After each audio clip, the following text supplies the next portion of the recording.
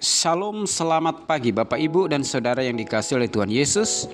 Renungan kita pagi ini 7 Juli 2026 diambil dari kitab 1 Raja-Raja pasal 8 ayat 1 sampai 66 dengan tema kiranya Tuhan mendengar doa umatnya.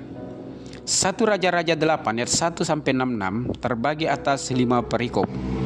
Kelima perikop ini terdiri atas satu kesatuan yang tidak dapat dipisahkan, yaitu tentang pentabisan bait suci atau bait Allah yang dibangun oleh Raja Salomo. Dimulai dari perikop pertama, yaitu tentang pengangkutan tabut perjanjian dari kota Daud di Sion ke Yerusalem. Para imam mengangkut tabut perjanjian Tuhan dan kemah pertemuan dan membawanya ke Yerusalem. Mereka mempersembahkan lembu sapi dan kambing domba yang tidak terhitung banyaknya.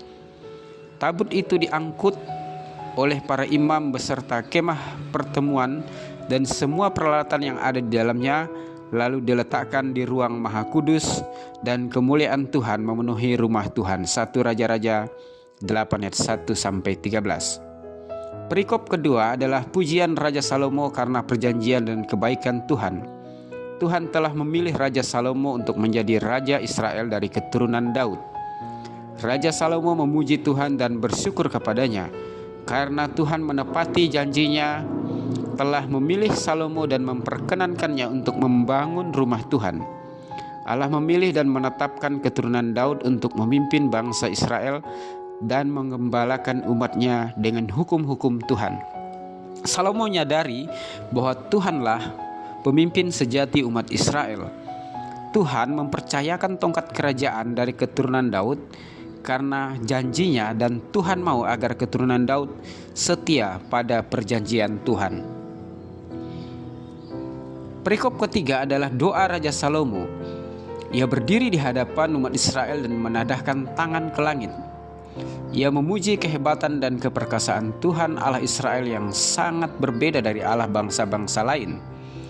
Ia meminta agar Tuhan yang bertahta di sorga mendengar doa umat Israel yang berdoa di rumah Tuhan yang ia dirikan. Ketika umat berdoa di rumah Tuhan, Tuhan mendengar dan mengampuni mereka. Apabila umat Israel terpukul kalah oleh musuh mereka, mereka datang dan berdoa di rumah Tuhan. Tuhan mengampuni dosa mereka dan memberi kemenangan. Apabila langit tertutup dan tidak ada hujan, maka umat Israel berdoa dan meminta ampun kepada Tuhan di rumah Tuhan, maka Tuhan akan mendengar dari surga dan mengampuni dosa mereka serta memberikan hujan kepada mereka. Apabila umat Israel ditimpa kelaparan, penyakit sampar, hama gandum, belalang, musuh yang menyesakkan, tulah atau penyakit apapun, lalu seseorang atau umat Israel berdoa di rumah Tuhan, Tuhan kiranya mendengar dari surga, menolong, melepaskan, dan membebaskan umatnya. Tuhan mengampuni dosa mereka dan bertindak membalaskan kepada setiap orang sesuai dengan perbuatan mereka. Perikop keempat adalah doa berkat Salomo untuk umat Israel. Ia kembali berdiri menadahkan tangan ke langit dan meminta berkat untuk umat Israel. Berkat penyertaan, perlindungan, Salomo meminta agar Tuhan mencondongkan hati mereka untuk tetap setia dalam mengikut dan mengiring Tuhan.